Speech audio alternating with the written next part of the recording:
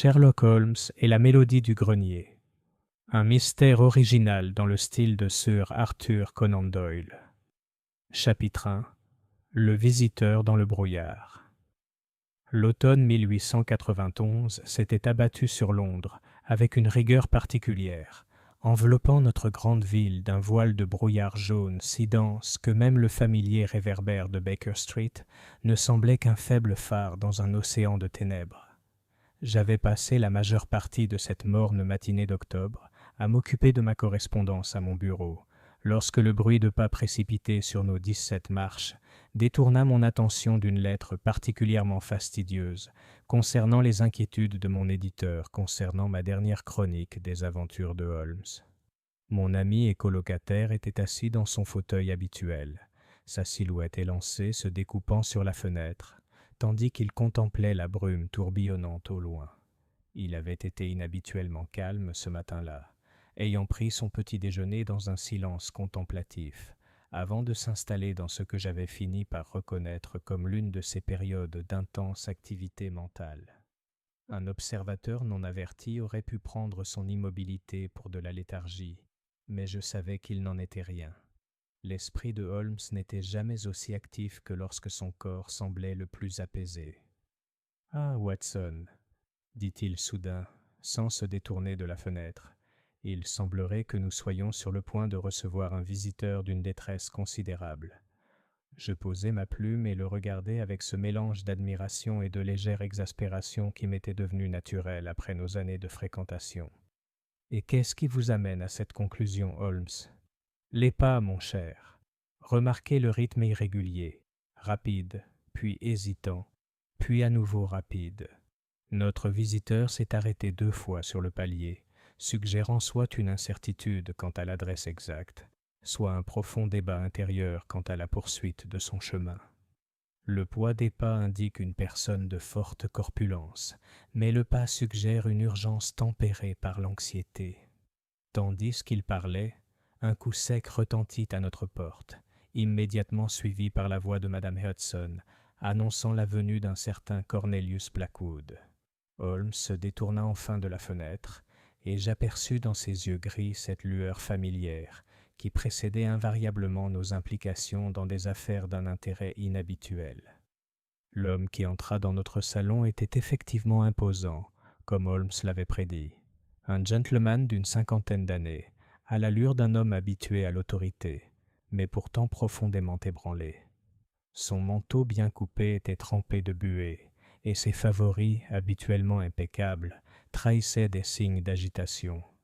Le plus révélateur étaient ses mains, qui tremblaient légèrement lorsqu'il retira son chapeau de soie. « Monsieur Holmes » commença-t-il, sa voix portant les tons cultivés de l'éducation tempérée par une détresse évidente. Je viens à vous parce que Scotland Yard s'est avéré inadéquat aux circonstances particulières qui ont frappé ma maison.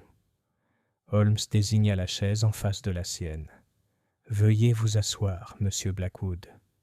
Watson, pourriez-vous avoir l'amabilité d'offrir un rafraîchissement à notre invité? Le brouillard a tendance à glacer jusqu'aux os. Alors que je m'apprêtais à préparer le thé, j'ai remarqué que le regard pénétrant de Holmes ne quittait pas le visage de notre visiteur. C'était une technique que j'avais observée d'innombrables fois. Cet examen intense, presque inconfortable, qui semblait démasquer les faux semblants et révéler la vérité cachée. « Vous êtes récemment revenu du continent », observa Holmes avec désinvolture, plus précisément de Vienne, devrais-je dire. Une affaire plutôt que des loisirs, et qui vous a retenu à l'étranger pendant près de 3 mois. Vous avez une fille, célibataire, d'environ 22 ans, qui possède un talent musical considérable. Une violoniste, sauf erreur de ma part. C'est elle qui est à l'origine de votre détresse actuelle. La tasse de thé de M. Blackwood claqua contre sa soucoupe lorsqu'il la reposa, les mains tremblantes. « Mon Dieu, monsieur Holmes, comment pourriez-vous... » « Mais oui, vous avez raison sur tous les points. Ma fille Évangeline est une violoniste exceptionnellement prometteuse. C'est sa situation qui m'a poussé à solliciter votre aide. Les circonstances, s'il vous plaît, dit Holmes en se réinstallant dans son fauteuil avec l'air d'un homme prêt à écouter avec une attention totale. Il y a 3 nuits, commença M. Blackwood, sa voix devenant plus ferme à mesure qu'il s'échauffait à son récit, ma fille a été retrouvée dans la salle de musique de notre maison de Belgravia, inconsciente et apparemment en état de choc. À son réveil, elle a affirmé n'avoir aucun souvenir des événements de la soirée, mais on l'a trouvée serrant si fort son archet de violon qu'il a fallu lui arracher les doigts. Le plus troublant, monsieur Holmes, fut la découverte d'une mélodie, un morceau de musique envoûtant et inconnu, écrite de sa main sur le pupitre, bien qu'elle jure n'avoir jamais vu cette composition auparavant. Holmes se pencha légèrement en avant, les doigts croisés devant lui. « Vous avez mentionné que Scotland Yard s'était montré incompétent. Quelle était leur évaluation précise de la situation ? » L'inspecteur Bradstreet est venu à notre domicile le lendemain matin. Il a suggéré qu'Evangeline avait souffert d'une dépression nerveuse due au surmenage et que la musique avait probablement été composée dans un état de délire. Il a recommandé le repos et la consultation d'un médecin, sans plus. Mais vous soupçonnez le contraire ? Le visage de M. Blackwood devint grave. « Monsieur Holmes, je suis homme d'affaires depuis 30 ans. Je me targue de mon sens pratique et j'ai peu de patience pour ce que d'autres pourraient qualifier d'absurdité surnaturelle. Pourtant, je ne peux expliquer ce qui s'est passé chez moi. La mélodie trouvée ne ressemble à rien de ce que ma fille a jamais joué ou composé. C'est troublant, monsieur Holmes. Il y a quelque chose dans ces notes qui semble exprimer un chagrin et une perte bien plus profonds qu'une jeune femme ayant bénéficié de l'éducation protégée d'Evangeline. Votre fille a-t-elle essayé de jouer cette composition mystérieuse ? C'est peut-être l'aspect le plus troublant de toute cette affaire. Hier matin, agissant sur une impulsion qu'elle ne pouvait expliquer, Evangeline a commencé à jouer la mélodie. L'effet a été immédiat et alarmant. Elle est devenue agitée, puis de plus en plus angoissée, jusqu'à ce qu'elle s'effondre à nouveau, cette fois dans ce que notre médecin de famille a décrit comme un état d'épuisement nerveux complet. Depuis, elle refuse de toucher son violon et parle de rêves étranges, des rêves dans une chambre mansardée qu'elle prétend n'avoir jamais vue, mais qu'elle peut décrire avec minutie. Holmes se leva de sa chaise et se dirigea vers la fenêtre, les mains jointes derrière le dos. Pendant quelques instants, il resta immobile, contemplatif, tandis que le brouillard tourbillonnait derrière la vitre, tels des fantômes dans un rêve fiévreux. « Dites-moi, monsieur Blackwood, dit-il enfin, y a-t-il eu du changement récemment dans votre foyer ? De nouveaux domestiques, peut-être, ou des modifications dans les locaux où votre fille exerce ? Maintenant que tu le dis, oui. Pendant mon séjour à Vienne, ma femme a pris l'initiative de faire nettoyer plusieurs pièces à l'étage. Parmi elles se trouvait une vieille salle de musique, scellée depuis des années. Elle appartenait à l'ancien propriétaire de la maison, un musicien décédé là-bas, je crois. Nous n'avions jamais utilisé cette pièce, car Evangeline a toujours préféré la salle de musique du rez-de-chaussée. Et quand ce défrichement a-t-il été entrepris ? Il y a environ 2 semaines, juste avant mon retour d'Autriche. Holmes se détourna de la fenêtre et je vis qu'il était désormais pleinement intéressé. « Monsieur Blackwood, j'aimerais beaucoup examiner votre maison et cette mystérieuse composition. Watson et moi viendrons vous voir cet après-midi, si cela vous convient. » « Oh, monsieur Holmes, vous ne pouvez pas savoir à quel point cela me soulage de vous entendre dire cela. Oui, n'hésitez pas, venez dès que possible. Ma femme et ma fille vous seront très reconnaissantes de l'attention que vous porterez à cette affaire. » Après que monsieur Blackwood eut pris congé, promettant de nous attendre à 3 heures, Holmes resta debout près de la fenêtre, l'air pensif. « Eh bien, Watson, dit-il finalement, que pensez-vous du récit de notre visiteur ? » « C'est certainement inhabituel, répondis-je prudemment, même si j'avoue être enclin à partager l'avis de l'inspecteur Bradstreet.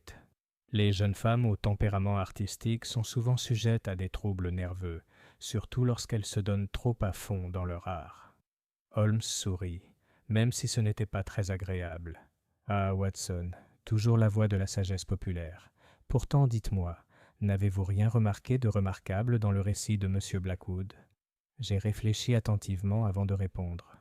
Il semblait sincèrement affligé par l'état de sa fille, et sa surprise face à vos déductions était assurément sincère. En effet, mais vous avez manqué le détail le plus important. Notre M. Blackwood, malgré ses prétentions pragmatiques et son scepticisme envers le surnaturel, a déjà formulé une théorie sur ce qui s'est passé chez lui.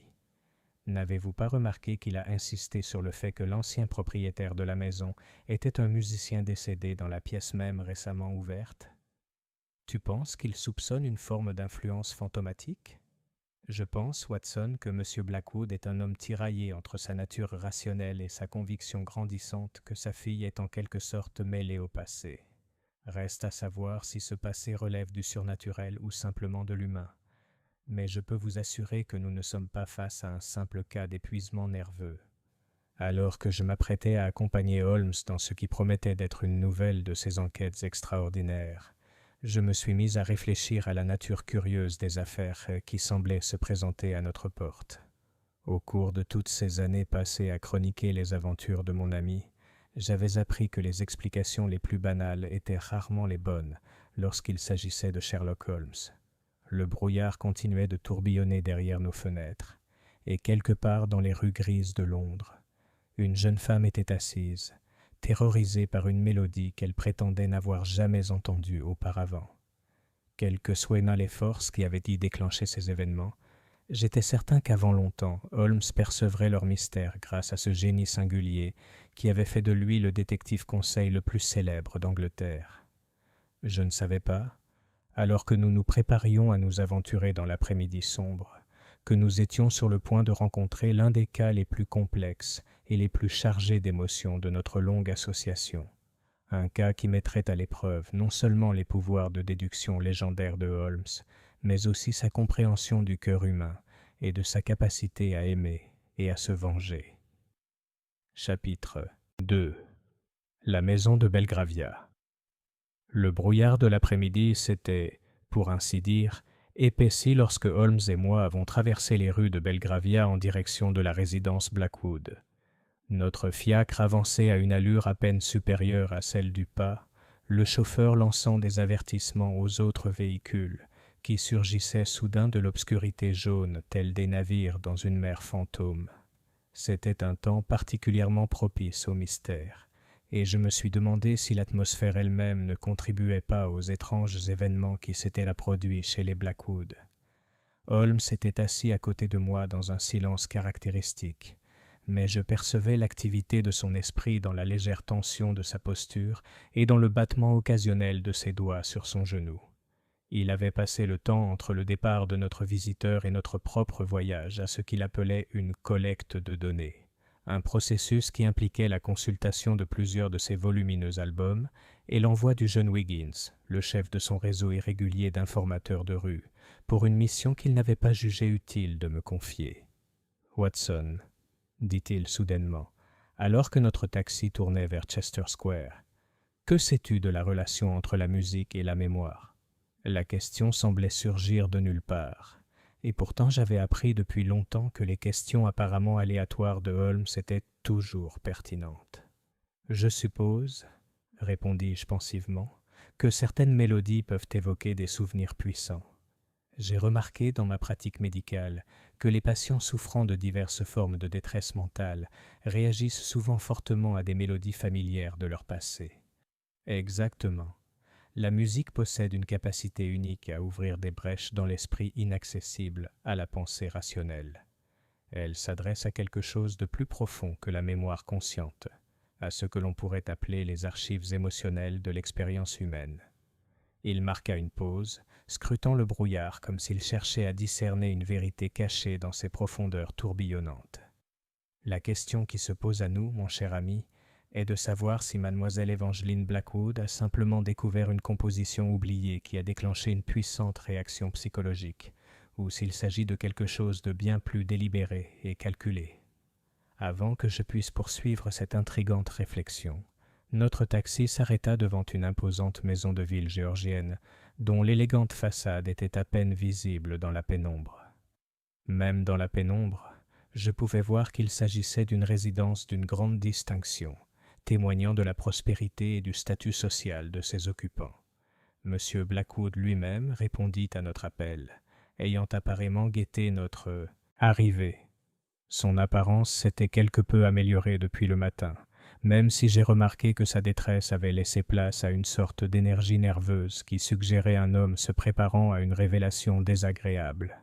« Monsieur Holmes, docteur Watson, merci d'être venu si vite, » dit-il en nous introduisant dans un couloir chaleureusement éclairé qui contrastait agréablement avec la pénombre extérieure. « Ma femme est impatiente de vous rencontrer, et Évangeline, eh bien, elle se sent un peu mieux aujourd'hui, bien qu'encore profondément secouée par les récents événements. » Il nous fit traverser une série de pièces joliment aménagées vers l'arrière de la maison, où nous trouvâmes Madame Blackwood qui nous attendait dans ce qui était manifestement le salon privé de la famille. C'était une femme d'âge mûr dont l'élégance naturelle ne parvenait pas à masquer entièrement la tension que les récents événements lui avaient imposée. Son accueil fut cordial, mais je décelai dans son attitude ce mélange particulier d'espoir et de scepticisme que j'avais observé chez de nombreux clients qui sollicitaient à contre-cœur l'aide de Holmes. « Monsieur Holmes, » dit-elle en lui tendant la main avec une politesse méticuleuse, « Cornelius m'a parlé de votre remarquable réputation. J'avoue que j'étais initialement réticente à impliquer quiconque extérieur à notre famille dans ce qui pourrait n'être qu'une simple indisposition temporaire de notre fille, mais les circonstances sont devenues de plus en plus inquiétantes. »« De quelle manière, madame ?» demanda Holmes en s'installant dans le fauteuil qu'elle lui indiquait avec ce calme particulier qui caractérisait ces moments d'intense attention. Madame Blackwood échangea un regard avec son mari avant de poursuivre. « La nuit dernière, monsieur Holmes, Évangeline marchait dans son sommeil. Ce n'est pas inhabituel en soi. Elle est sujette à de tels épisodes depuis son enfance, surtout en période de stress. Cependant, cette fois-ci, elle s'est rendue dans la salle de musique fermée à l'étage, celle dont Cornelius vous a parlé plus tôt. Nous l'y avons trouvée à l'aube, assise au vieux piano, ses doigts frôlant les touches sans qu'aucun son n'en sorte. Le piano n'était pas fonctionnel ? Absolument pas. Il n'a pas été accordé ni entretenu depuis des années, et plusieurs touches ne répondent plus. Pourtant, les mouvements d'Évangeline étaient ceux de quelqu'un jouant un morceau complexe. Lorsque nous l'avons réveillée, elle semblait confuse et désorientée, mais elle répétait sans cesse des fragments de la mélodie qu'elle avait écrite, la fredonnant à voix basse comme si elle ne pouvait s'en débarrasser. Holmes hocha lentement la tête. « J'aimerais beaucoup examiner cette pièce à l'étage et parler à votre fille si elle se sent capable de nous recevoir. »« Elle est actuellement au petit salon ?» répondit M. Blackwood. « Je dois cependant vous prévenir qu'elle refuse catégoriquement de parler de musique ou de laisser son violon en sa présence. Cela ne lui ressemble pas du tout. Évangeline a toujours été dévouée à son instrument. En parcourant la maison, je remarquai la prospérité et le raffinement évident de la famille. Les murs étaient ornés de tableaux de grande qualité, et le mobilier témoignait à la fois de richesse et de goût. Pourtant, l'atmosphère de la maison elle-même semblait subtilement oppressante, comme si l'air était chargé de tensions inexprimées. Le petit salon s'avéra être un espace lumineux et chaleureux, donnant sur ce qui, par temps plus clair, aurait été un agréable jardin. Mademoiselle Évangeline Blackwood était assise près de la fenêtre, un livre ouvert sur les genoux, même si visiblement elle n'avait pas lu. C'était une jeune femme d'apparence remarquable, avec ses cheveux noirs et son regard intelligent qui semblait la désigner comme la fille de son père. Mais il émanait d'elle une certaine fragilité qui trahissait une détresse récente. Elle s'est levée lorsque nous sommes entrés, et j'ai été frappé par le contraste entre son raffinement évident et l'expression presque hantée qui traversait ses traits, tandis que son père faisait les présentations. « Mademoiselle Blackwood, » dit Holmes doucement, « je comprends que vous ayez traversé une épreuve difficile. J'espère que nos questions ne vous poseront pas trop de problèmes. »« Je leur souhaite la bienvenue, monsieur Holmes, » répondit-elle d'une voix aussi cultivée que celle de son père, bien que légèrement tremblante. « Je suis incapable d'expliquer ce qui m'est arrivé, et si vous pouviez m'en fournir une explication rationnelle, je vous en serais très reconnaissante. » Holmes s'installa sur une chaise de manière à pouvoir observer clairement son visage, tout en gardant une distance respectueuse. « Pourriez-vous me décrire la dernière chose dont vous vous souvenez clairement du soir où vous avez été trouvé dans la salle de musique ?» Miss Blackwood ferma brièvement les yeux, comme si l'effort de se souvenir était physiquement douloureux. Je m'étais entraîné, comme à mon habitude après le dîner. Le morceau était le concerto pour violon de Brahms, que je préparais pour un récital le mois prochain. Je me souviens avoir été plutôt satisfaite de mes progrès et avoir décidé de me retirer pour la soirée. J'ai rangé mon violon et éteint les lampes de la salle de musique. Soudain, je me suis réveillé et j'ai trouvé mes parents et le docteur Pemberton, notre médecin de famille, debout au-dessus de moi. « Et vous n'avez aucun souvenir d'avoir écrit la composition musicale qui a été trouvée sur le stand ?» À cette question, un frisson visible parcourut la jeune femme. « Absolument rien, monsieur Holmes. Pourtant, quand j'ai vu la notation, j'en connaissais chaque note. C'était comme si la mélodie avait toujours été dans mon esprit, attendant d'être découverte. L'écriture était sans aucun doute la mienne, mais je ne peux expliquer ni comment ni quand je l'ai écrite. Quelqu'un d'autre dans votre famille a-t-il essayé de jouer cette composition ? » « Ma mère joue assez bien du piano, » répondit mademoiselle Blackwood en jetant un coup d'œil à madame Blackwood, mais lorsqu'elle essayait de lire la mélodie, elle la trouvait étrangement difficile à interpréter. Elle disait que la notation semblait assez claire, mais que ses doigts ne trouvaient pas les bonnes touches. Ce détail sembla intéresser considérablement Holmes. « Madame Blackwood, avez-vous suivi une formation musicale ? » « En effet, monsieur Holmes, j'ai étudié le piano pendant de nombreuses années et j'en joue encore quotidiennement. Je n'ai jamais rencontré autant de difficultés à lire une mélodie simple. C'était très étrange, comme si mes mains refusaient d'obéir à mes ordres. »« Fascinant, » murmura Holmes. « Mademoiselle Blackwood, pourriez-vous me décrire ces rêves dont vous avez parlé à votre père, ceux concernant une chambre mansardée ?» Le visage de la jeune femme pâlit et elle serra les mains sur ses genoux. « Ce sont toujours les mêmes, monsieur Holmes. Je me trouve dans une petite pièce circulaire sous les combles d'une maison. Une fenêtre donne sur les toits et les cheminées, et au centre de la pièce se trouve un étui à violon, ancien et usé, avec des ferrures en laiton verdi par le temps. Je sais d'une manière ou d'une autre que le violon dans cet étui m'appelle, même si je ne le vois pas. La mélodie, cette mélodie terrible et magnifique, semble émaner de l'étui lui-même. Dans ces rêves, est-ce que tu ouvres parfois le boîtier ? » « J'essaie, monsieur Holmes, mais je n'y parviens pas. Mes mains refusent d'obéir, tout comme celles de ma mère lorsqu'elle essayait de jouer de la musique. Pourtant, je sais avec une certitude absolue que si je pouvais ouvrir cet étui, si je pouvais jouer de ce violon, une révélation d'une importance capitale m'en serait révélée. » Holmes resta silencieux quelques instants, son regard perçant fixé sur un point au-delà de la fenêtre où le brouillard poursuivait sa danse incessante.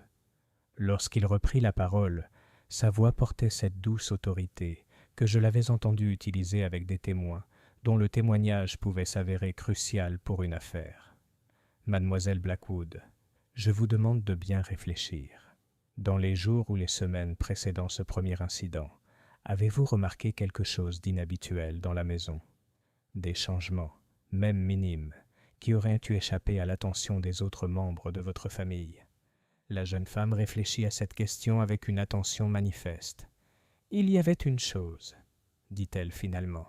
« Le soir, quand la maison était silencieuse, j'entendais parfois de la musique, très faible, comme si elle venait de très loin. Je supposais qu'elle provenait d'une des maisons voisines, même si je trouvais curieux que ce soit toujours la même mélodie. Elle me semblait familière, même si je n'arrivais pas à la situer. Quand avez-vous remarqué ce phénomène pour la première fois ? Peut-être une semaine avant qu'on me retrouve dans la salle de musique.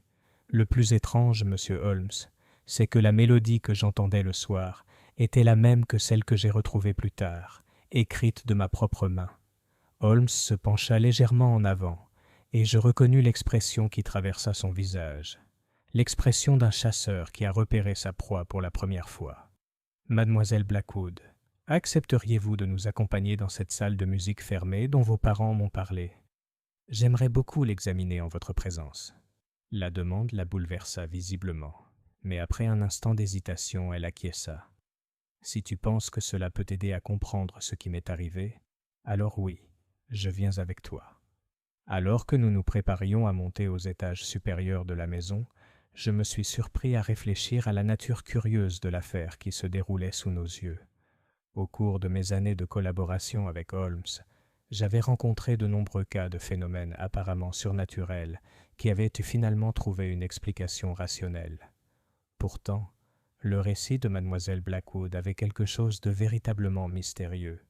Il ne s'agissait pas simplement du fruit d'une imagination débordante ou d'une nervosité excessive, mais de la preuve de force à l'œuvre que nous n'avions pas encore comprise. La salle de musique scellée nous attendait quelque part au-dessus, détenant des secrets que je ne pouvais deviner. Mais alors que nous commencions à monter les escaliers, suivant la silhouette encore tremblante d'Evangeline Blackwood, je ressentis cette accélération familière du pouls qui accompagnait invariablement les premières étapes de l'une des enquêtes les plus difficiles de Holmes. Chapitre 3. La chambre scellée. Les étages supérieurs de la maison Blackwood dégageaient une atmosphère nettement différente de l'élégance confortable des étages inférieurs. En montant l'étroit escalier qui menait à ce qui avait été autrefois les quartiers des domestiques, l'air lui-même semblait s'épaissir, chargé de l'odeur de moisi des pièces longtemps closes et de cette odeur subtile et indéfinissable qui imprègne les lieux où les drames humains se sont déroulés dans la solitude. Miss Blackwood menait notre petit cortège avec une réticence évidente, sa main agrippant la rampe avec une telle force que ses jointures blanchissaient sous ses gants. Derrière elle venait Holmes, son regard perçant scrutant chaque détail de notre environnement, tandis que monsieur et madame Blackwood suivaient du pas mesuré de ceux qui s'approchent d'une chambre de malade. Je fermais la marche, ma trousse médicale à la main, même si je doutais qu'un remède en ma possession puisse être efficace contre le mal que nous pourrions rencontrer dans la chambre devant nous. Le couloir dans lequel nous débouchâmes était typique des étages supérieurs de ce genre de maison, une succession de petites pièces ayant autrefois abrité le personnel de maison, aujourd'hui largement inutilisé et encombré des détritus accumulés par la vie d'une famille prospère. Des grains de poussière dansaient dans la faible lumière qui filtrait par une unique fenêtre au bout du couloir, et nos pas résonnaient d'un son creux qui évoquait le vide au-delà des portes closes. « Ici », dit M. Blackwood en s'arrêtant devant une porte qui ne se distinguait de ses voisines que par la lourde clé en laiton qui dépassait de la serrure. « Cette pièce est scellée depuis que nous avons acheté la maison il y a environ 8 ans. Le notaire qui a négocié la vente a mentionné qu'il s'agissait du salon de musique privé de l'ancien propriétaire, un certain Crestworth, décédé subitement et apparemment intestat. On nous a dit que ses effets avaient été emportés par des parents éloignés, mais la pièce elle-même était manifestement restée intacte. » Holmes examina la clé à la loupe, prêtant une attention particulière aux rayures et aux marques d'usure qui pourraient indiquer une utilisation récente. « Elle a été tournée assez récemment, » observa-t-il. « Il y a 2 semaines, je dirais, et par quelqu'un qui ne connaît pas les caractéristiques particulières de la serrure. Remarquez les copeaux de laiton frais autour du trou de serrure. » Madame Blackwood hocha la tête. « Ce serait quand j'aurais fait nettoyer la chambre. Ou plutôt, quand j'aurais essayé de la faire nettoyer. Les femmes de ménage ont dit avoir trouvé la tâche déstabilisante et n'avoir laissé le travail qu'à moitié terminé. En quoi est-ce dérangeant ? Elles se sont plaintes de bruits étranges, des planches qui grinçaient, disait-elle, alors que la pièce semblait vide. L'une des filles a affirmé avoir entendu de la musique, ce qui paraît peu crédible étant donné l'absence d'instruments en état de marche dans la pièce. Holmes tourna la clé avec un clic sec qui sembla résonner dans le couloir avec une résonance inhabituelle. La porte s'ouvrit sur des gonds qui protestèrent avec un long gémissement plaintif, révélant une chambre circulaire occupant ce qui avait manifestement été conçu comme une tour dans l'architecture d'origine de la maison. Le spectacle qui s'offrit à nous était à la fois fascinant et profondément mélancolique. La pièce était effectivement circulaire, exactement comme Miss Blackwood l'avait décrite dans ses rêves, avec une unique lucarne donnant sur les toits brumeux de Belgravia. Contre les murs incurvés se dressaient les vestiges de ce qui avait été autrefois le sanctuaire privé d'un musicien. Un piano dont les touches d'ivoire avaient jauni avec le temps, plusieurs chaises disposées comme pour un récital intime, et des pupitres où reposaient les traces fantomatiques de partitions depuis longtemps disparues. Mais c'est le centre de la pièce qui attira immédiatement notre attention. Là, sur un petit tapis persan dont les couleurs avaient pâli, se trouvait un ancien étui à violon en cuir sombre, dont les garnitures en laiton étaient d'un vert de gris, exactement comme mademoiselle Blackwood l'avait décrit. L'étui était entr'ouverte, laissant entrevoir une doublure en velours rouge délavé, mais l'instrument lui-même, s'il y en avait jamais eu un, était introuvable. Mademoiselle Blackwood haleta bruyamment en voyant la valise, et je m'approchai rapidement d'elle tandis qu'elle titubait. « C'est ça, » murmura-t-elle d'une voix à peine audible. « C'est la valise de mes rêves. Mais elle était fermée avant, toujours fermée. Je n'arrivais jamais à l'ouvrir. » Holmes s'approcha de la mallette avec la prudence de quelqu'un entrant sur une scène de crime potentiel. Il s'agenouilla à côté, examina l'extérieur à la loupe avant de soulever délicatement le couvercle pour révéler l'intérieur.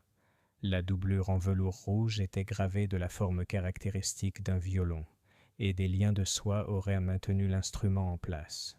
Mais l'étui était vide, à l'exception d'un petit morceau de papier jauni qui gisait là où aurait dû reposer le rouleau du violon.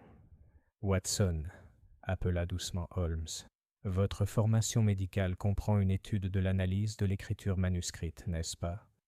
Je le rejoignis près de la caisse et examinai le papier, qui semblait être un fragment de partition écrite d'une écriture ancienne et filiforme. La notation ne ressemblait à rien de ce que j'avais vu auparavant, non seulement la mélodie à laquelle on pourrait s'attendre, mais un arrangement complexe qui semblait se modifier sous mes yeux. L'écriture semble être celle d'une personne âgée, observai-je. Notez le tremblement des lignes et la façon particulière dont les notes sont formées. Je dirais que ce texte a été écrit par une personne d'un âge avancé, souffrant peut-être d'une maladie nerveuse. Excellent, Watson. Et que pensez-vous de la musique elle-même? J'ai étudié la notation plus attentivement. Il semble que ce soit la même mélodie que celle transcrite par Miss Blackwood, bien que cette version soit bien plus complexe. Des harmonies et des contrepoints suggèrent qu'elle a été arrangée pour plusieurs instruments, même si jouée sur un seul violon, elle créerait une profondeur sonore extraordinaire. Mademoiselle Blackwood s'était approchée de nous malgré son désarroi évident, et elle se pencha pour examiner le fragment de musique. Dès que son regard se posa sur lui, elle se mit à fredonner doucement, la même mélodie envoûtante que nous avions entendue dans le récit de son père. Mais tandis qu'elle fredonnait, quelque chose d'extraordinaire se produisit. La notation sur la page semblait se modifier, les notes se réorganisant en de nouveaux motifs sous nos yeux. « Mon Dieu !» souffla M. Blackwood. « Vous avez vu ça? La musique, elle bougeait. » Holmes souleva délicatement le papier et le présenta à la lumière de la fenêtre. Pas déplacé précisément, mais révélé. Cela ressemble à ce qu'on pourrait appeler un palimpseste, un manuscrit sur lequel on a écrit plusieurs couches de texte ou d'annotation. Le fredonnement de mademoiselle Blackwood a rendu les différentes couches visibles simultanément, créant l'illusion du mouvement. Il plia soigneusement le papier et le glissa dans sa poche de poitrine. J'aimerais le faire examiner par un expert en manuscrits anciens. Il y a peut-être plus de choses ici qu'il n'y paraît. Tandis que nous continuions à explorer la pièce, je perçus un subtil changement d'atmosphère. L'air immobile et chargé de moisis à notre entrée semblait maintenant s'agiter doucement, comme si les murs eux-mêmes respiraient. Plus troublant encore fut le constat que nous n'étions pas seuls à examiner la pièce. Miss Blackwood s'était approchée du piano et se tenait devant, une expression étrange sur le visage. Ses mains planaient sur les touches jaunies comme si elle s'apprêtait à jouer, sans toutefois entrer en contact avec l'instrument. « Évangeline !» appela doucement sa mère. « S'il te plaît, ma chérie, éloigne-toi de là. » Mais la jeune femme sembla ne pas entendre. Au lieu de cela, elle se remit à fredonner, la même mélodie, mais avec une complexité accrue qui suggérait qu'elle entendait des harmonies et des accompagnements inaudibles pour nous tous.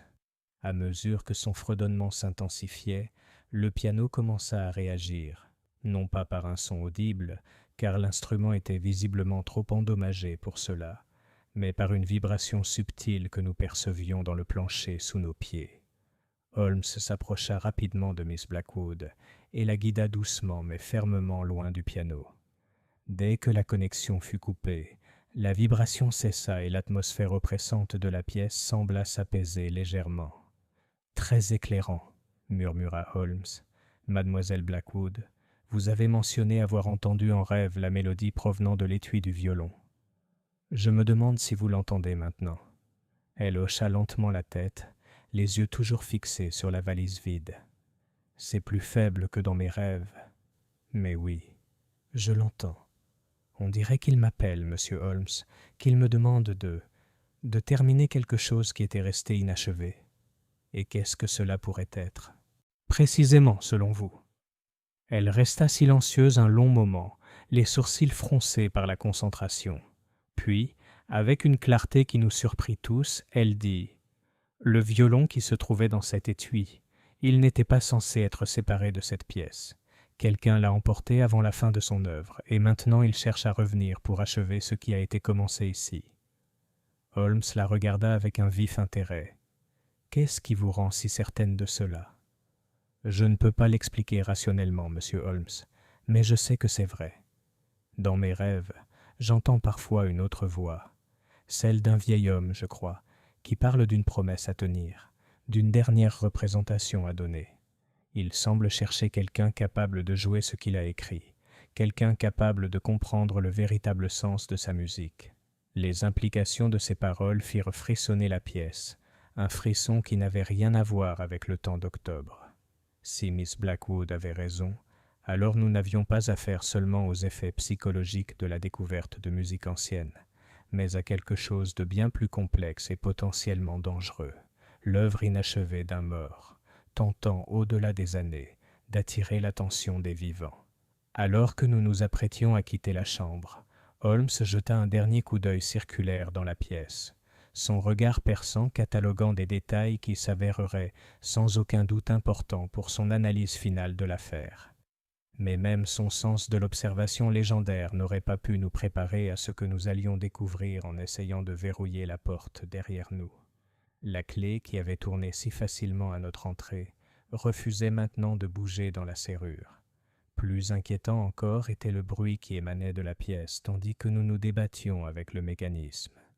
Une douce mélodie mélancolique jouée par ce qui ne pouvait être qu'un violon, bien que nous n'ayons vu aucun instrument dans la pièce. Miss Blackwood l'entendit aussi, car elle se retourna vers la porte avec une expression mêlée de désir et de terreur. « Il m'appelle, » murmura-t-elle. « Le vieil homme, il sait que je suis là. » Ce n'est qu'après qu'Holmes eut exercé une force considérable sur la clé qu'elle finit par tourner, scellant à nouveau la pièce. Mais tandis que nous redescendions l'étroit escalier, je ne pouvais m'empêcher de penser que nous avions laissé quelque chose d'essentiel inachevé dans cette chambre circulaire, et que la présence qui habitait cet espace ne trouverait de repos que lorsque sa mystérieuse fonction serait accomplie. Chapitre 4. Le témoignage de Madame Pembroke. Le lendemain matin, le brouillard qui avait enveloppé Londres pendant près d'une semaine se dissipa heureusement. À mon réveil, le soleil filtrait à travers les fenêtres de notre logement de Baker Street pour la première fois depuis des jours. Holmes, cependant, était introuvable, même si des traces de ses activités matinales étaient éparpillées dans notre salon. Lettres ouvertes, ouvrages de référence et ce qui semblait être un plan détaillé de Belgravia, marqué de nombreuses annotations de sa main précise.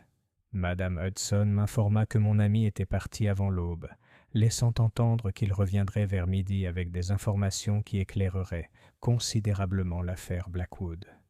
Entre-temps, elle me remit un mot arrivé par messager spécial, portant l'élégant texte de Madame Blackwood et me demandant de rendre visite à la famille dès que possible, car Évangeline avait vécu un autre épisode troublant pendant la nuit. Je trouvai la maison des Blackwood dans un état d'agitation considérable. Madame Blackwood m'accueillit à la porte avec un soulagement évident, tandis que son mari arpentait le salon avec l'énergie insatiable d'un homme qui avait peu dormi et s'était beaucoup inquiété. « Docteur Watson, » commença Madame Blackwood sans préambule, Je suis tellement reconnaissante que vous ayez pu venir. Évangeline a passé une nuit très difficile, et nous ne savons plus comment l'aider. » Elle me conduisit à la chambre de la jeune femme, où je trouvai mademoiselle Blackwood calée dans son lit, le visage pâle mais le regard vif et étrangement brillant. Sur la table de chevet se trouvaient plusieurs feuilles de papier à musique couvertes de partitions écrites de son écriture familière, bien que les compositions qu'elles contenaient ne ressemblassent à rien de ce que j'avais vu dans la salle de musique fermée. « Docteur Watson », m'a-t-elle salué avec un sourire pâle, « je crains d'être devenue une compositrice nocturne. Ces morceaux semblent s'écrire d'eux-mêmes pendant la nuit, même si je n'ai aucun souvenir conscient d'avoir écrit. » J'examinais les manuscrits avec une fascination croissante. Là où la mélodie découverte dans la salle de musique était d'une beauté envoûtante par sa simplicité, ces nouvelles compositions étaient des œuvres complexes et sophistiquées, témoignant d'un savoir musical bien supérieur à ce qu'une jeune femme ayant suivi la formation de Miss Blackwood pouvait raisonnablement posséder. « Mademoiselle Blackwood, » dis-je doucement, « pouvez-vous me dire ce dont vous vous souvenez de la nuit dernière ?»« Je me suis couchée à mon heure habituelle, » répondit-elle d'une voix pensive mais posée. « Je me souviens d'être restée au lit, écoutant les bruits de la maison qui s'installait pour la nuit. Puis, petit à petit, j'ai pris conscience de la musique, non pas la mélodie de la pièce fermée, mais quelque chose d'entièrement nouveau. Elle semblait venir de mon esprit, comme si quelqu'un m'apprenait les notes une par une. « Et tu t'es senti obligé d'écrire ce que tu as entendu ?»« Plus que contraint, docteur Watson. C'était comme si ma main avançait d'elle-même. Je me regardais écrire ces morceaux, mais je n'avais aucun contrôle conscient sur le processus. Le plus étrange, c'est qu'aujourd'hui encore, en regardant ce que j'ai écrit, je comprends chaque note, chaque harmonie. Ces compositions me sont aussi familières que mon propre nom. J'ai étudié la musique plus attentivement, notant l'entrelacement sophistiqué des lignes mélodiques et le style particulier de notation. Bien que n'étant pas un expert en analyse musicale, quelque chose dans l'écriture m'a semblé significatif. « Mademoiselle Blackwood, vous avez mentionné que la musique semblait vous avoir été enseignée. Aviez-vous le sentiment d'une présence, d'une personnalité derrière ces leçons ?» Son regard s'est perdu, comme si elle essayait de se remémorer les détails d'un rêve à moitié oublié. Il y avait quelque chose, oui. La voix d'un vieil homme, très douce mais aussi terriblement triste. Il m'a parlé de la musique comme d'un pont entre les mondes, de mélodies capables de transmettre des messages au-delà des frontières de la vie et de la mort. Il semblait particulièrement soucieux que je comprenne l'importance d'achever ce qu'il appelait le mouvement final. Avant que je puisse poursuivre mon enquête, nous fûmes interrompus par l'arrivée de Holmes, qui apparut dans l'embrasure de la porte avec cette énergie particulière qui caractérisait ses enquêtes les plus réussies. Il tenait à la main un petit portefeuille en cuir, et ses yeux brillaient de l'éclat de la découverte. « Watson, excellent. J'espérais vous trouver ici. Mademoiselle Blackwood, j'espère que vous vous sentez un peu mieux ce matin. » « Je le suis, monsieur Holmes, bien que le docteur Watson ait examiné des compositions plutôt inhabituelles apparues pendant la nuit. » Holmes s'approcha du lit et étudia les manuscrits avec un vif intérêt.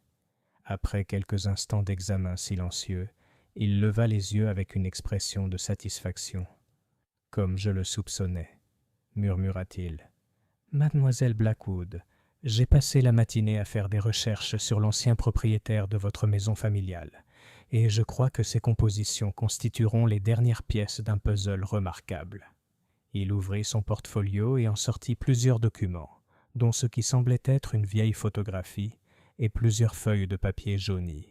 « Permettez-moi de vous présenter le maestro Vincenzo Crestworth, ancien membre du Conservatoire de Vienne, et jusqu'à sa mort il y a 8 ans, pensionnaire de la salle de musique circulaire que nous avons visitée hier. » La photographie montrait un homme d'un certain âge, à l'allure noble et au regard perçant qui semblait fixer l'observateur.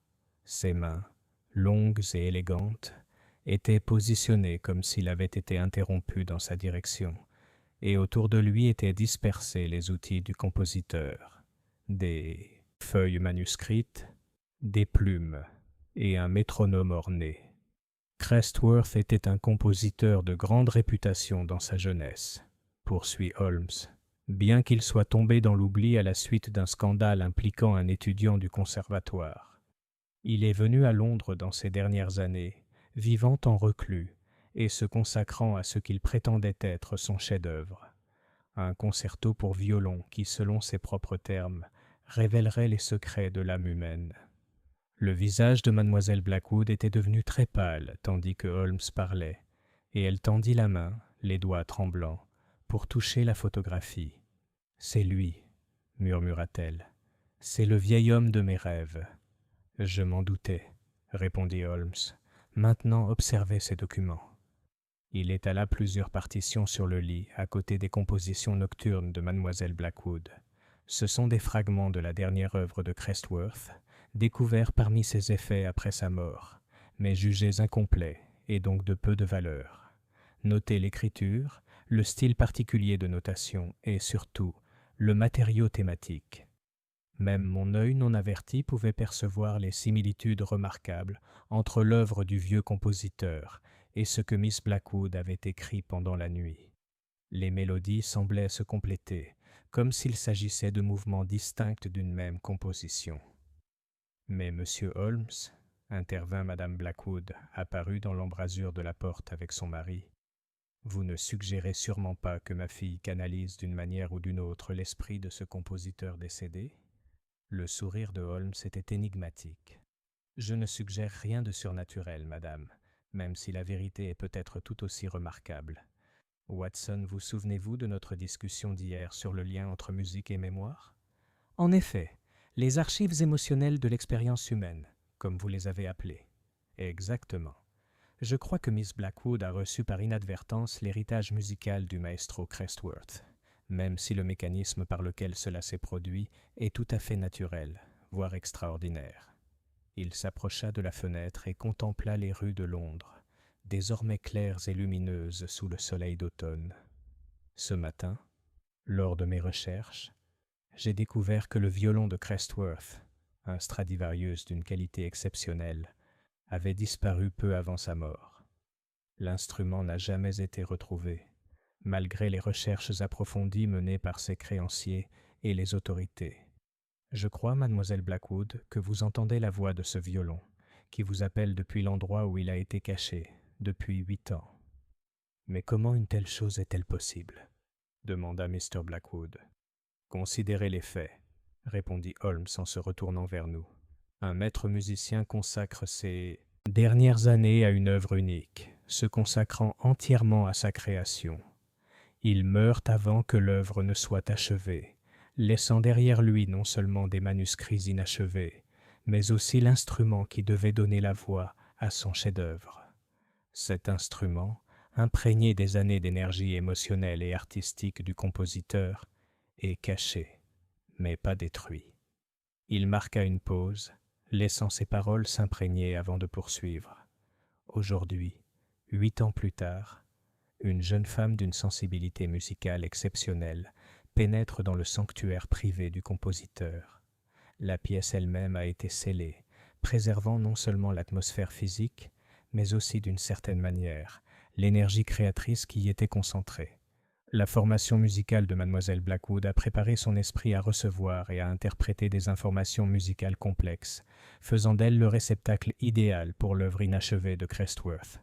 « Vous parlez comme si la musique elle-même était vivante, » dit doucement Miss Blackwood.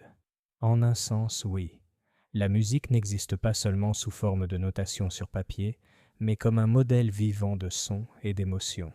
Les dernières compositions de Crestworth représentent l'aboutissement d'une vie de développement artistique, et il cherche à s'exprimer par le seul moyen dont il dispose, une conscience musicale bienveillante. C'est à ce moment-là que nous fûmes interrompus par madame Hudson, qui était montée au 2e étage avec une réticence évidente et un effort considérable. « Je vous demande pardon, monsieur, » s'adressa-t-elle à Holmes, « mais il y a une dame en bas qui insiste pour vous parler de cette histoire musicale. Elle dit s'appeler madame Pembroke et avoir des informations qui vous intéresseront. Holmes haussa les sourcils avec intérêt. Madame Pembroke? Son nom ne m'est pas familier, mais n'hésitez pas à la présenter. Watson, je soupçonne que nous allons bientôt entendre quelqu'un qui connaissait notre mystérieux maestro Crestworth. La femme qui entra dans la pièce quelques minutes plus tard était âgée mais vigoureuse, avec l'allure d'une femme habituée à l'autorité et le regard perçant d'une observatrice attentive. Elle était vêtue du noir respectable du veuvage, mais son attitude suggérait l'indépendance plutôt que l'impuissance. « Monsieur Holmes, commença-t-elle sans préambule, j'ai lu dans le Times ce matin le récit de votre enquête sur d'étranges phénomènes musicaux à Belgravia. Je pense pouvoir vous éclairer sur ce sujet, même si je crains que ce que j'ai à vous dire ne complique votre enquête au lieu de la simplifier. Je suis ouvert à toute information, Madame Pembroke. Veuillez vous asseoir et nous dire ce que vous savez. » Elle s'installa avec les mouvements délibérés de l'âge, mais garda le dos droit et le regard fixe. « J'ai été là, gouvernante du maestro Crestworth pendant les 3 dernières années de sa vie.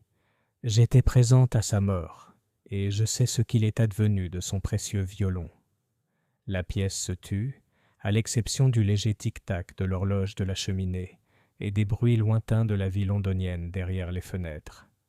Mademoiselle Blackwood se pencha légèrement en avant, le regard fixé sur Madame Pembroke avec une intensité qui trahissait un profond intérêt personnel pour la révélation à venir. Le maestro, poursuit Madame Pembroke, ne se contentait pas d'achever une composition durant ces dernières années.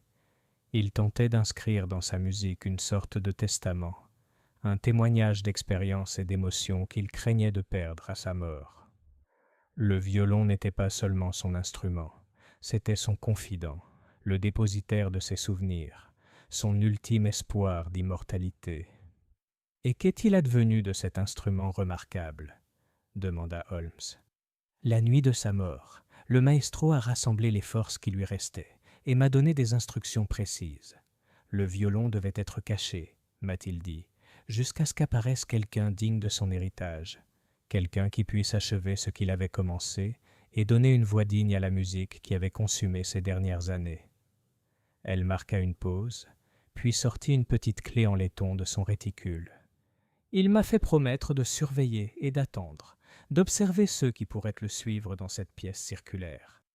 Quand la bonne personne apparaîtrait, quelqu'un capable d'entendre l'appel du violon et d'y répondre, alors seulement je pourrais révéler sa cachette. » Mademoiselle Blackwood haleta doucement.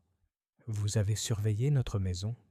J'ai accepté un poste de cuisinière chez la famille Weatherby, 3 maisons plus loin que la vôtre. Depuis leurs fenêtres à l'étage, je peux observer les allées et venues de votre résidence. Lorsque la pièce scellée a été ouverte la semaine dernière, j'ai su que le moment approchait. Lorsque je vous ai vue, Mademoiselle Blackwood, entrer dans cette pièce hier, et que j'ai constaté votre réaction à ce que vous y avez découvert, j'ai su que l'attente du maestro était enfin terminée. » Holmes se pencha en avant, vivement intéressé.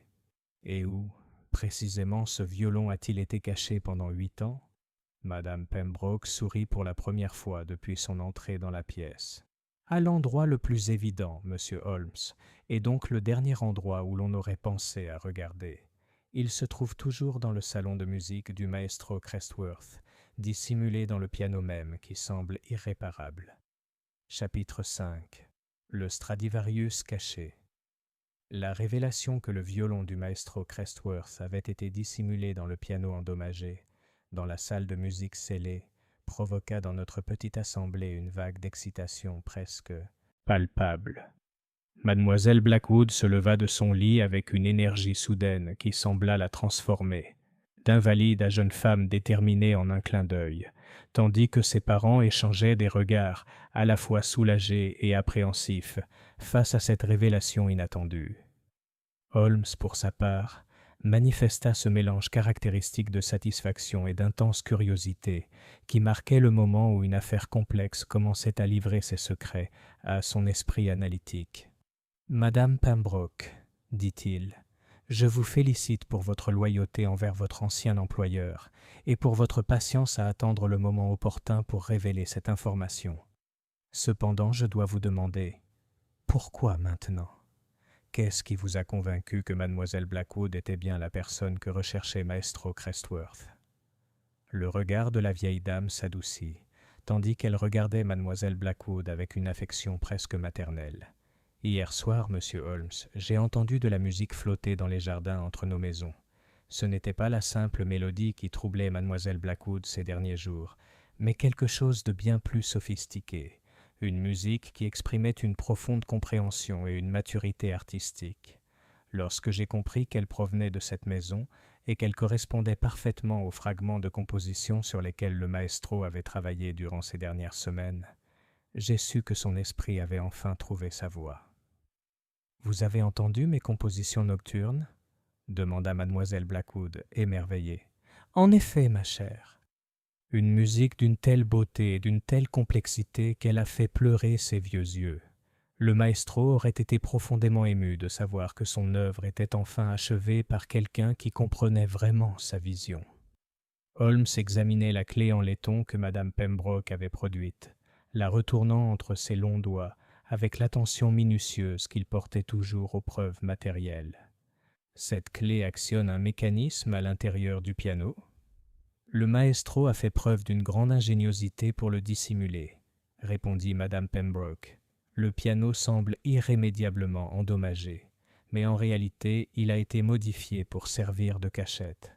La clé ouvre un compartiment aménagé dans l'étui de l'instrument où le violon repose en parfait état.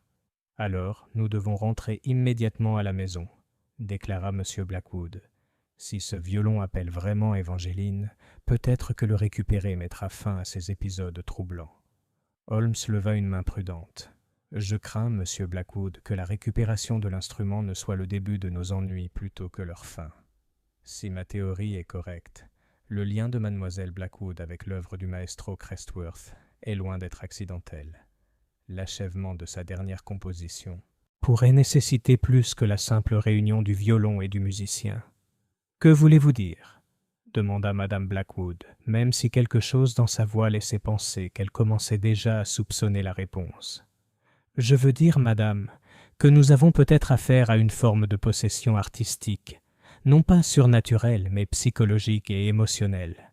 Miss Blackwood est devenue le véhicule par lequel le chef-d'œuvre inachevé de Crestworth cherche à s'exprimer. La récupération de son violon pourrait intensifier ce lien plutôt que le résoudre. » Mademoiselle Blackwood, qui écoutait cet échange avec une excitation croissante, s'exprima soudain avec une clarté et une détermination qui nous surprirent tous. « Monsieur Holmes, je comprends les risques que vous décrivez, mais je ne peux pas continuer à vivre dans cet état d'incertitude. Quel que soit le lien qui existe entre moi et ce compositeur disparu, il doit être exploré jusqu'à sa conclusion. J'ai l'impression de porter un fardeau qui ne m'appartient pas, et pourtant je ne peux m'en défaire tant que je n'aurai pas accompli sa mission. » Son père s'approcha d'elle, visiblement inquiet. « Évangeline, ma chère, tu ne peux pas sérieusement envisager. »« Je suis très sérieux, papa. Ces rêves, ces compositions nocturnes, ce sentiment d'inachevé, ils ne cesseront pas tant que je n'aurai pas découvert ce que Maestro Crestworth cherchait à accomplir. Si son violon peut me fournir la clé de ce mystère, alors je dois le jouer, quelles qu'en soient les conséquences. » Holmes observa la jeune femme avec le regard pénétrant qui avait révélé tant de mystères humains au cours de notre longue collaboration. « Mademoiselle Blackwood, je crois que votre analyse est juste. La seule voie possible est de traverser le mystère, et non de le contourner. Cependant, j'insiste pour que nous procédions avec la plus grande prudence. Watson, votre expertise médicale pourrait s'avérer essentielle si la communion de mademoiselle Blackwood avec ce violon produisait des effets indésirables. » « Bien sûr, Holmes. J'avoue toutefois ne pas être certain de l'efficacité d'une intervention médicale contre la possession artistique. » Madame Pembroke avait écouté notre discussion avec l'air de quelqu'un qui s'attendait à de tels développements. « Si vous me le permettez, monsieur Holmes, j'aimerais vous accompagner à la maison. Le maestro m'a confié bien plus que la simple localisation de son violon. Il m'a laissé des instructions précises concernant son utilisation, des instructions qui pourraient s'avérer essentielles pour comprendre ce qu'il espérait accomplir. En moins d'1 heure, notre groupe élargi s'était rassemblé dans la salle de musique circulaire, devenu le point central de cette affaire extraordinaire. La lumière automnale, pénétrant par l'unique lucarne, révélait des détails obscurcis par la pénombre de la veille. Les murs courbes de la pièce étaient tapissés d'étagères encastrées, qui avaient autrefois abrité une importante bibliothèque musicale, dont la plupart avaient été emportées par la famille de Crestworth après sa mort. Il ne restait que des partitions éparses, une collection de diapasons et plusieurs métronomes mécaniques, dont le tic-tac régulier avait autrefois rythmé l'œuvre du vieux compositeur. Le piano, que nous avions à peine examiné lors de notre précédente visite, devint alors le centre de notre attention. C'était en effet un instrument magnifique, ou du moins à son apogée. Un piano à queue de concert dont le boîtier en ébène portait les marques d'années d'utilisation intensive. Les touches, jaunies par le temps, présentaient des traces d'usure particulières témoignant d'innombrables heures de pratique et de composition. Mais c'est l'intérieur de l'instrument qui retint immédiatement notre attention. Madame Pembroke s'approcha du piano avec l'air respectueux de quelqu'un entrant dans un sanctuaire. À l'aide de la clé en laiton, elle localisa un petit mécanisme de verrouillage presque invisible, intégré au cadre du piano, juste sous le clavier. La clé tourna avec un léger clic, et une partie du panneau intérieur de l'instrument s'ouvrit sur des charnières silencieuses, révélant un compartiment tapissé de velours sombre. Dans ce compartiment, protégé des vibrations qui auraient pu l'endommager au fil des ans, reposait un étui à violon d'une beauté extraordinaire. Le cuir était souple et riche, intact, et les ferrures en laiton brillaient comme si elles avaient été polies la veille. Mais c'est l'atmosphère qui entourait l'étui qui nous frappa le plus. Une impression d'attente, comme si l'instrument avait patiemment attendu ce moment de révélation. Miss Blackwood s'approcha du piano d'un pas dont le rythme semblait presque rituel. Son regard était fixé sur l'étui du violon avec une expression de reconnaissance qui dépassait largement la simple satisfaction de la curiosité. Alors que ses doigts effleuraient les loquets en laiton de l'étui, un léger son emplit la pièce. Pas de la musique, précisément, mais quelque chose qui aurait pu être le souvenir d'une musique, l'écho de mélodies jouées autrefois. « Soyez très prudente, ma chère, » me prévint doucement madame Pembroke. Le maestro m'avait prévenu que son violon était devenu plus qu'un instrument entre ses mains. Il était devenu le réceptacle de ses émotions les plus profondes, de ses intuitions musicales les plus profondes. En jouer, c'est s'ouvrir à des expériences qui peuvent s'avérer bouleversantes. Mademoiselle Blackwood hocha la tête sans hésiter. Les loquets s'ouvrirent dans un murmure, et le couvercle de l'étui se souleva, révélant un instrument d'une beauté époustouflante. Le vernis du violon brillait d'une chaude lumière ambrée qui semblait émaner du bois lui-même, et la délicate sculpture de la volute témoignait du savoir-faire artisanal qui en faisait un authentique Stradivarius. Mais il y avait quelque chose de plus, une sensation de vie presque palpable, comme si l'instrument dormait simplement, attendant le contact qui le réveillerait. Lorsque mademoiselle Blackwood sortit le violon de son étui, son attitude changea immédiatement et de manière surprenante. La jeune femme hésitante et quelque peu fragile que nous connaissions fut remplacée par une personne qui se déplaçait avec l'assurance et l'autorité d'un maître musicien. Ses doigts se positionnèrent sur la touche avec une précision infaillible, et lorsqu'elle passa l'archet sur les cordes pour la première fois, le son qui en sortit était différent de tout ce que j'avais entendu jusqu'alors. Ce n'était pas seulement le son d'un superbe instrument joué par un musicien talentueux, bien que ce fût assurément le cas. C'était comme si le violon lui-même chantait, non seulement en produisant des sons, mais en exprimant des émotions et des expériences enfermées dans son bois et ses cordes depuis 8 longues années. La mélodie qui en résultait était le même thème obsédant que nous avions entendu auparavant, mais elle s'épanouissait alors en quelque chose de magnifique et de complet, empli d'harmonie et de contrepoint qui semblait peut résonner jusqu'au mur de la salle circulaire. Tandis que Miss Blackwood jouait, ses yeux se fermaient et son visage prenait une expression de profonde concentration, comme si elle écoutait des instructions qu'elle seule pouvait entendre. La musique qui s'échappait du violon racontait une histoire, d'amour et de perte, de triomphe artistique et de tragédie personnelle, d'une vie consacrée à la recherche de la beauté dans un monde qui semblait souvent peu apprécier un tel dévouement. Holmes, qui observait cette transformation avec un vif intérêt, s'approcha soudain pour observer le doigté et la technique d'archet de Miss Blackwood. « Remarquable, me murmura-t-il. Elle joue des passages qui mettraient un virtuose au défi, sans pour autant montrer le moindre signe de tension ni d'incertitude. C'est comme si le violon lui-même guidait ses mains. » La musique continua pendant une dizaine de minutes, pendant lesquelles l'atmosphère même de la pièce semblait vibrer d'une énergie émotionnelle intense. Madame Pembroke se tenait là, les larmes ruisselant sur ses joues burinées, tandis que Monsieur et Madame Blackwood observaient leur fille avec un mélange de fierté et d'inquiétude. Quant à moi, je trouvais que la musique touchait quelque chose de profond en moi, des souvenirs de perte que je croyais oubliés depuis longtemps, des rêves que j'avais abandonnés au nom du pragmatisme, et un désir de beauté que ma formation médicale m'avait appris à considérer comme un sentiment irréaliste. Lorsque mademoiselle Blackwood baissa enfin le violon, le silence qui suivit parut presque assourdissant en comparaison. Elle ouvrit les yeux et regarda notre petite assemblée avec une expression d'émerveillement et de profonde satisfaction. « Je comprends maintenant, » dit-elle doucement. Maestro Crestworth ne se contentait pas de composer de la musique durant ces dernières années. Il créait un testament, une autobiographie musicale qui préserverait non seulement ses mélodies, mais aussi son essence même.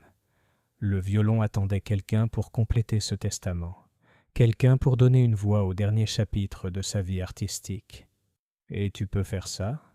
demanda Holmes doucement. Miss Blackwood sourit, et dans ce sourire je décelai une confiance et une détermination qui lui étaient totalement absentes quelques jours auparavant. « Je crois que je peux, monsieur Holmes, mais il faudra plus que simplement interpréter ces compositions inachevées. Je dois comprendre l'histoire qu'il essayait de raconter, les expériences qui ont façonné son œuvre finale.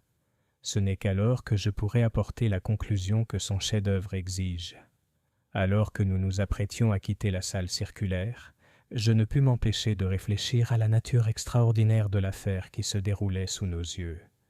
Ce qui avait commencé comme un simple épuisement nerveux s'était transformé en quelque chose de bien plus complexe, un mystère touchant à la nature même de la création artistique et aux liens qui peuvent exister entre des âmes sœurs séparées par la mort elle-même.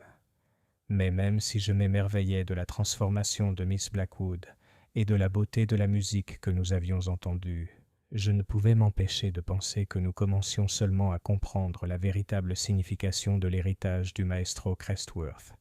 Le violon avait peut-être été retrouvé, mais le mystère de ce que le vieux compositeur avait tenté d'accomplir restait toujours aussi inquiétant. Quels que soient les secrets cachés dans sa composition finale, je soupçonnais que leur révélation mettrait à l'épreuve non seulement les talents musicaux de Miss Blackwood, mais aussi notre compréhension des liens mystérieux qui peuvent exister entre les vivants et les morts, entre l'art et la vie, entre le passé et le présent. La mélodie du grenier avait enfin trouvé sa voix, mais le chant qu'elle était censée chanter restait à découvrir. Chapitre 6. Le testament final. Les 3 jours qui suivirent notre découverte du violon du maestro Crestworth furent peut-être les plus extraordinaires que j'ai vus au cours de toutes mes années de collaboration avec Sherlock Holmes. Mademoiselle Blackwood, transformée par sa communion avec l'ancien Stradivarius, s'était investie dans l'achèvement de l'œuvre inachevée du compositeur avec une intensité qui émerveillait et inquiétait à la fois ceux qui l'observaient. Elle avait élu domicile dans la salle de musique circulaire, malgré les protestations de ses parents, affirmant que c'était le seul endroit où elle pouvait entendre correctement les conseils que semblait lui prodiguer l'esprit de Crestworth. Madame Pembroke s'était installée temporairement chez les Blackwood, servant à la fois de gardienne et d'interprète des intentions du maestro défunt, tandis que Holmes et moi surveillions attentivement les événements depuis notre base de Baker Street. C'est au matin du 4e jour que Holmes reçut une convocation urgente de M. Blackwood, qui se présenta à notre porte dans un état d'agitation considérable. Son calme habituel avait laissé place à l'apparence hagarde d'un homme ayant passé des nuits blanches à se débattre avec des préoccupations qui le dépassaient. « Monsieur Holmes, commença-t-il sans préambule, je crains que nous n'ayons libéré des forces que nous ne pouvons contrôler. Évangeline n'a pas quitté cette pièce maudite depuis 2 jours, ne buvant que de l'eau et refusant toute nourriture. Elle joue presque sans interruption, et la musique devient presque dangereuse par son intensité. » Holmes posa son journal du matin avec le soin délibéré qui marquait ses moments de plus grande inquiétude. « Dangereux, monsieur Blackwood. Hier soir, pendant qu'Évangeline jouait, chaque morceau de verre du salon de musique s'est mis à vibrer au rythme de son violon. Les fenêtres, les miroirs, et même une carafe en cristal laissée sur une table, tout résonnait avec une telle force qu'on craignait qu'elle ne se brise, et l'effet se propage dans toute la maison. Ce matin, ma femme a découvert que la porcelaine de notre salle à manger s'était réorganisée en motifs qui semblaient faire écho aux phrases musicales jouées par Évangeline. J'ai échangé un regard significatif avec Holmes, reconnaissant les signes d'une affaire qui dépassait le simple cadre de l'inhabituel et s'aventurait sur un terrain qui remettait en question notre compréhension du droit naturel. « Monsieur Blackwood, ai-je demandé, votre fille a-t-elle parlé de ses expériences? Semble-t-elle consciente de ces manifestations? C'est peut-être l'aspect le plus troublant, Dr. Watson. Lorsque nous tentons de communiquer avec elle, elle répond comme si elle était à distance, parlant non pas avec sa propre voix, mais avec des phrases qui semblent provenir d'une autre époque, d'une autre personne.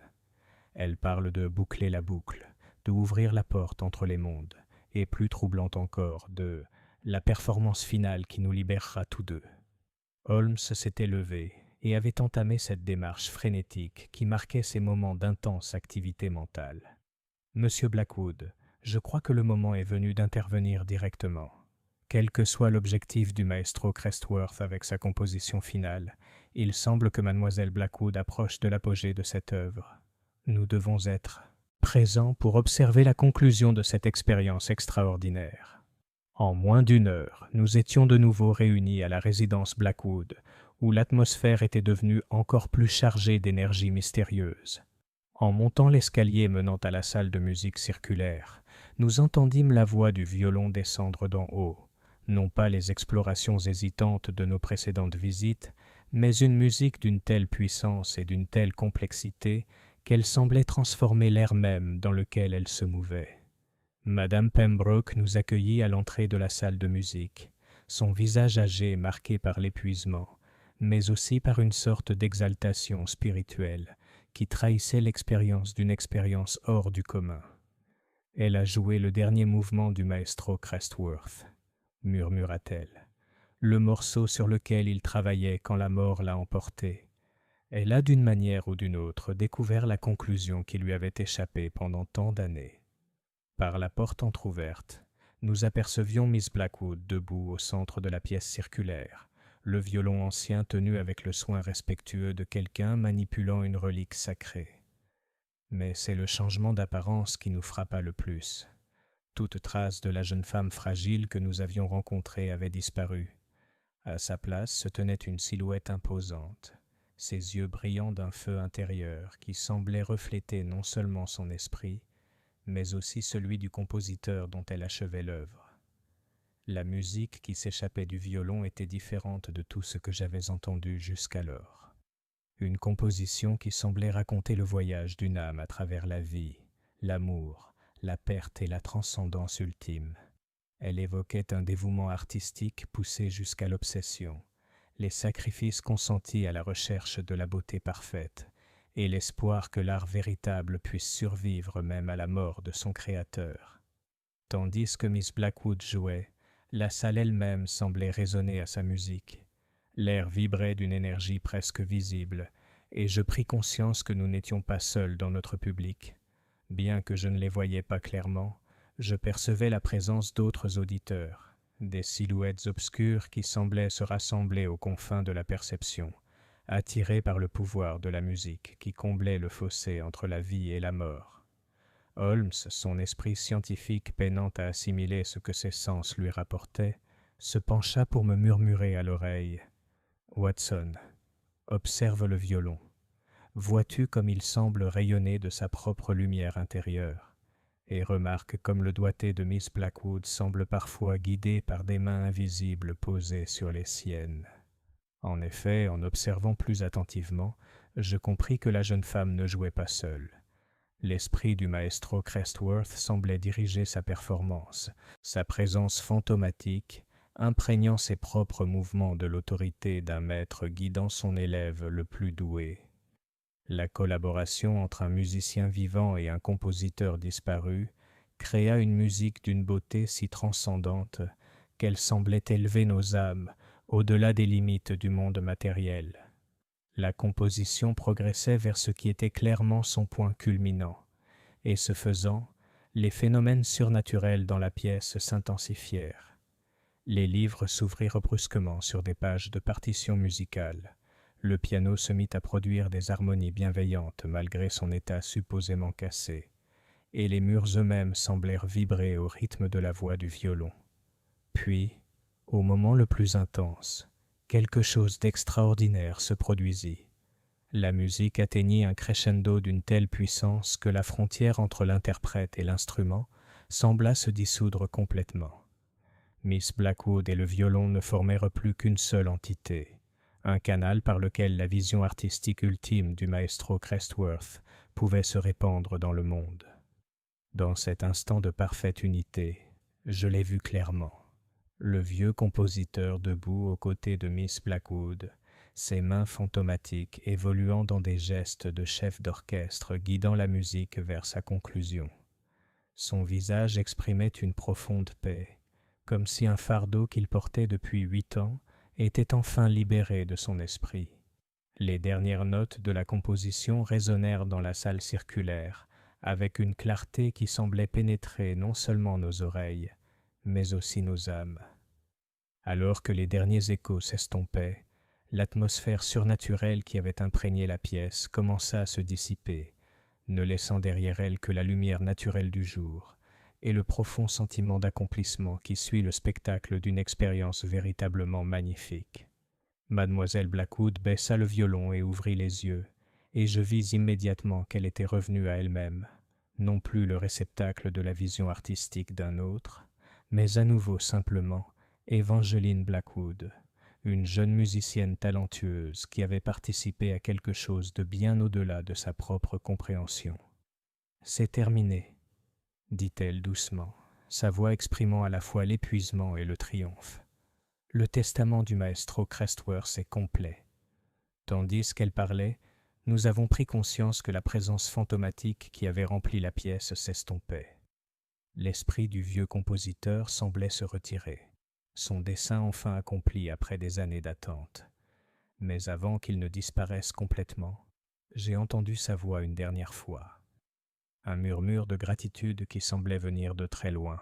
« Merci, ma chère enfant, d'avoir donné une voix à ce que je n'aurais pu accomplir seule. » Madame Pembroke s'avança et prit délicatement le violon des mains tremblantes de Miss Blackwood. « Le maestro peut se reposer maintenant, » dit-elle avec une satisfaction silencieuse. « Sa musique perdurera, mais son esprit est libre de trouver la paix qui l'attend au-delà de ce monde. » Holmes, qui avait observé ces événements avec l'attention intense qu'il portait à tous les mystères, s'approcha de Miss Blackwood, visiblement préoccupé par son bien-être. « Miss Blackwood, comment vous sentez-vous? Êtes-vous consciente de ce que vous venez d'accomplir ?» Elle sourit, même si l'effort semblait exiger une force considérable. « J'ai l'impression d'avoir porté un lourd fardeau pour quelqu'un d'autre, et maintenant ce fardeau est levé. La musique, elle était magnifique, n'est-ce pas? Je me souviens de chaque note, mais je sais qu'une grande partie de ce que j'ai joué vient d'un savoir que je ne possède pas. Vous avez été l'instrument de l'immortalité artistique, répondit gravement Holmes. L'ultime composition du maestro Crestworth existera désormais dans le monde, préservée non seulement sous forme écrite, mais aussi dans la mémoire vivante de ceux qui l'ont entendue en première. C'est un privilège accordé à peu de gens. Alors que nous nous apprêtions à quitter la salle circulaire, je remarquai que l'ancien étui à violon avait subi une subtile transformation.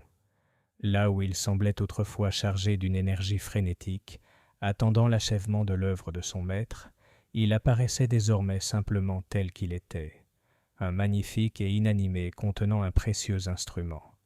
La force surnaturelle qui avait animé les événements de la semaine écoulée s'était libérée grâce à la performance de mademoiselle Blackwood, ne laissant derrière lui que le monde naturel et le souvenir d'un événement extraordinaire.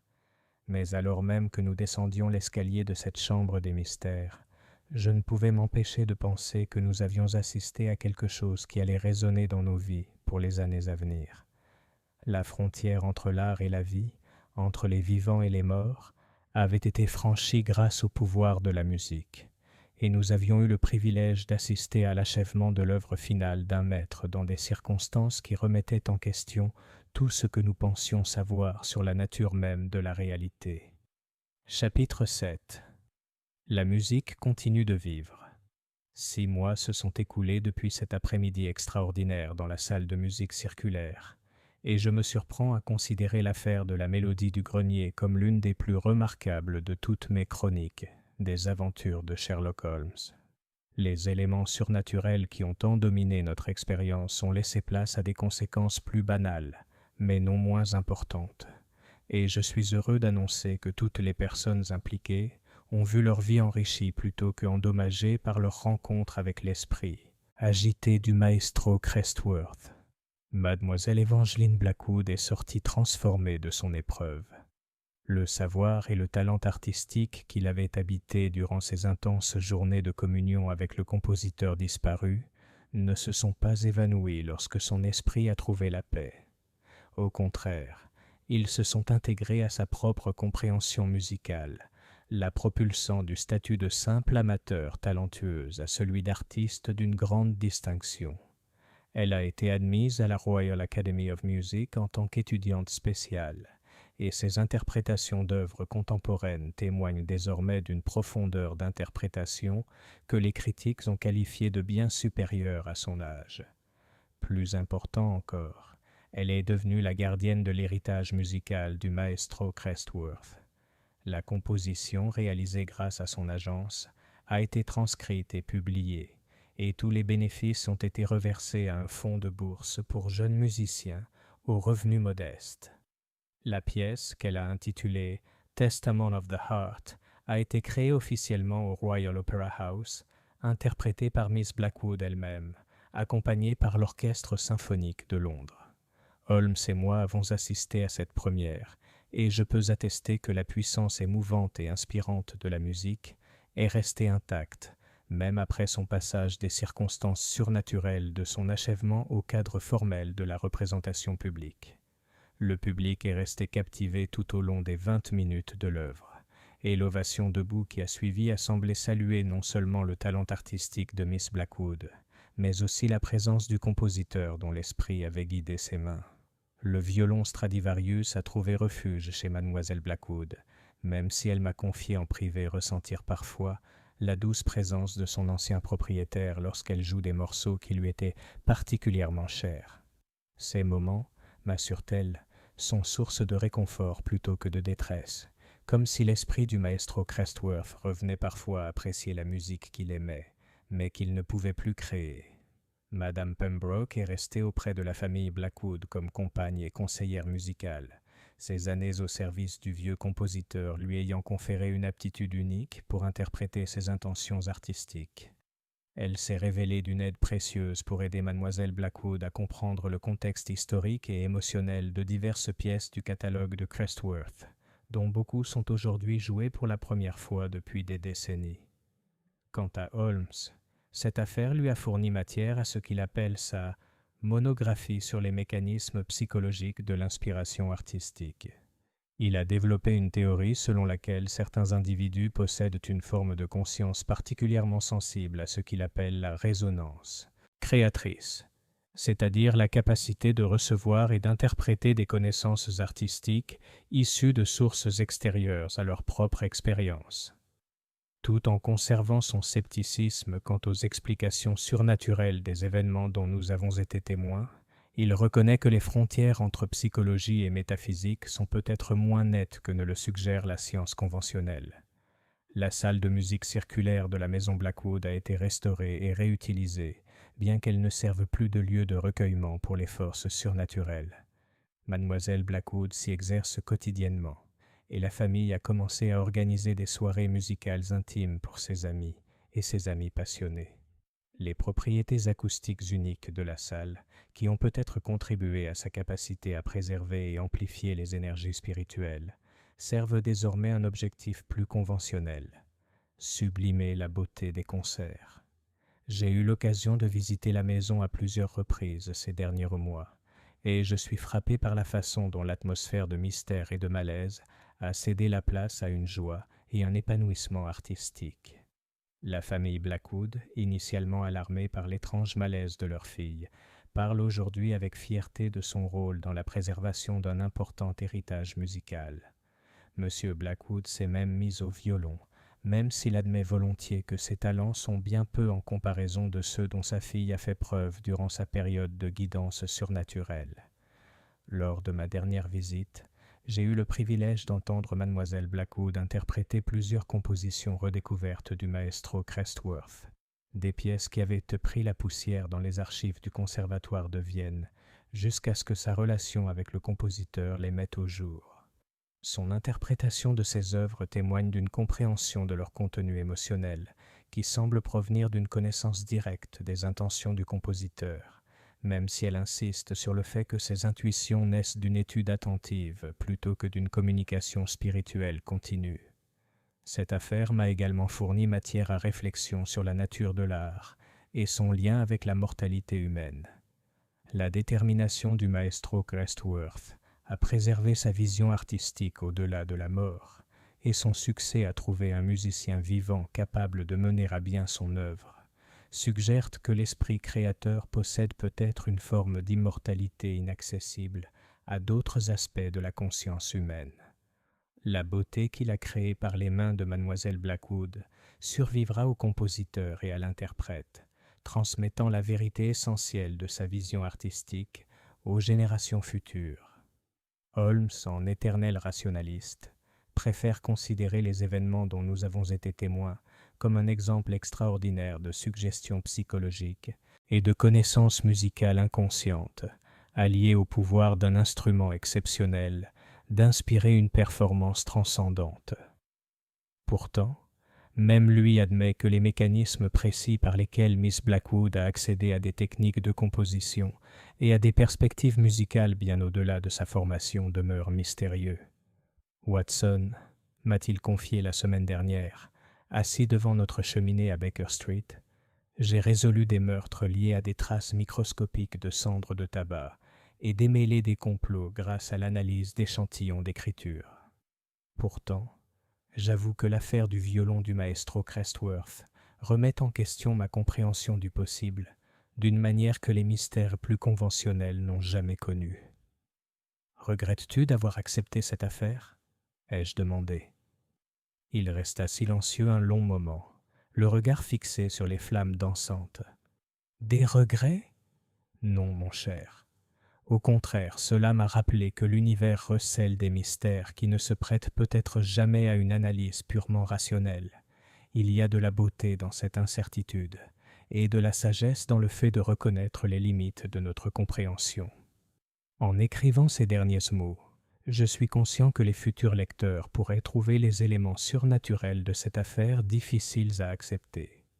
Je peux seulement leur assurer que j'ai relaté les événements exactement tels que j'en ai été témoin, sans fioriture ni dramatisation.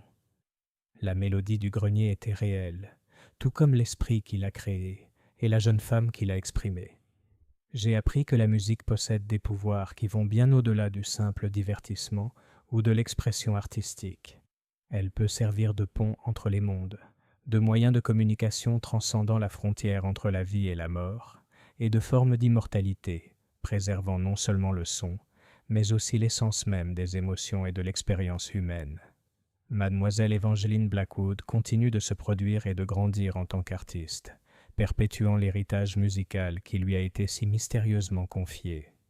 Le testament du maestro Crestworth a été achevé et préservé pour la postérité, et son esprit agité a retrouvé la paix qui lui avait échappé de son vivant. Le cas de la mélodie du grenier est la preuve que les plus grands mystères ne sont pas toujours ceux qui impliquent crime et châtiment, mais parfois ceux qui touchent aux questions les plus profondes de l'existence humaine. La nature de la création artistique, la possibilité de communication au-delà de la mort et le pouvoir de la musique de guérir, d'inspirer et de transcender les limites de la vie mortelle. Au final, l'aspect le plus remarquable de toute cette affaire n'était peut-être pas les phénomènes surnaturels dont nous avons été témoins, mais le simple fait que la compassion et la sensibilité musicale d'une jeune femme aient permis de libérer l'esprit d'un vieil homme de 8 années de purgatoire artistique. L'amour et la compréhension, semble-t-il, sont des forces aussi puissantes que n'importe quelle autre dans l'arsenal du détective, capable de résoudre des mystères que la logique seule ne peut aborder. Le violon continue de chanter, et quelque part dans le royaume au-delà de notre compréhension terrestre, le maestro Vincenzo Crestworth écoute avec satisfaction la musique qu'il n'a pas pu terminer seul, enfin libre de trouver la paix qui attend les esprits de ceux qui ont donné leur vie à la création de la beauté. Ainsi se conclut l'affaire remarquable de la mélodie du grenier. Un mystère qui a remis en question non seulement notre compréhension du possible, mais aussi notre appréciation des liens profonds qui peuvent exister entre des âmes sœurs séparées par le voile de la mort. Cela reste l'une des aventures les plus émouvantes et mémorables de toutes les années où j'ai chroniqué l'extraordinaire carrière de M. Sherlock Holmes. La fin.